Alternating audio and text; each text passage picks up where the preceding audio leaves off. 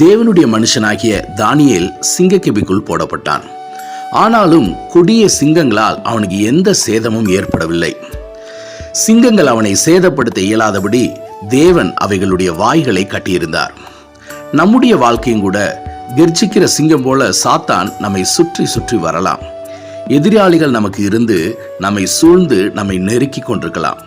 பலவிதமான பிரச்சனைகளும் கஷ்டங்களும் சிங்கம் போல நமக்கு முன்பாக நின்று கொண்டிருக்கலாம். அருமையான தேவனுடைய பிள்ளைகளே, பயப்படாதீர்கள், கலங்காதீர்கள். நாம் தேவனுடைய பிள்ளைகளாக இருந்தால் அவைகளை கண்டு நாம் ஒருபோதும் மிரண்டு போக மாட்டோம். கர்த்தருடைய பரிசுத்த நாமம் மகிமைப்படட்டும்.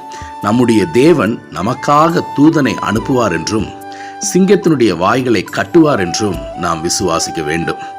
தேவனை உறுதியாய் பற்றி கொண்டிருக்கிற ஒரு மனுஷனை எந்த ஒரு கொடிய சிங்கமும் சேதப்படுத்த இயலாது.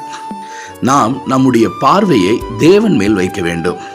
ஒருபோதும் சிங்கத்தின் மேலோ சிங்கத்தினுடைய கர்ஜனையின் மேலோ நாம் வைக்கக்கூடாது. இந்த நாட்களில் அநேக சூழ்நிலைகளில் தேவன் மேல் வைக்க வேண்டிய பார்வையை நம்முடைய பிரச்சனைகளின் மேலும் நம்முடைய துன்பங்கள் மேலும் நம்முடைய வியாதிகள் மேலும் நாம் வைத்து கலங்கி கொண்டிருக்கிறோம். அருமையான தேவனுடைய பிள்ளையே, பேதுருவை நினைத்து பாருங்கள். பேதுரு கடலின் மேல் நடக்கும் பொழுது அவர் ஆண்டவராகிய இயேசு கிறிஸ்துவனுடைய முகத்தை நோக்கி பார்த்து நடந்தபோது அவரால் எந்த விதமான கஷ்டமின்றி கடலில் நடக்க இயல்ந்தது. ஆனால் அவர் மேல் பாய்ந்து வந்த அலையை நோக்கும் பொழுது, பெருங்காற்றை கவனிக்கும் பொழுது அவர் அந்த இடத்தில் அமிழ்ந்து போகிறதை நாம் பார்க்கிறோம். எனக்கன்பான தேவனுடைய பிள்ளைகளே, நாமும் கூட நாம் இயேசுவின் மேல் நம்முடைய கண்களை பதிய வைக்க வேண்டும். ஆண்டவரோடு நமக்கு இருக்கிறதான உறவை காத்துக்கொள்ள வேண்டும். தானியேல் அருமையாக சொல்லுகிறார். ராஜாவை பார்த்து சொல்லுகிறார், ராஜாவே, அவருக்கு முன்பாக நான் குற்றமற்றவனாய் காணப்பட்டேன். இரண்டாவதாக சொல்லுகிறார், ராஜாவுக்கு நான் நீதிகேடு செய்ததில்லை என்று.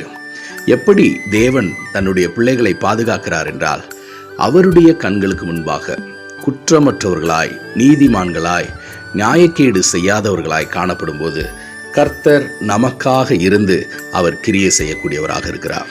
எந்த கொடிய சிங்கங்களும் நம்மை சேதப்படுத்த முடியாது.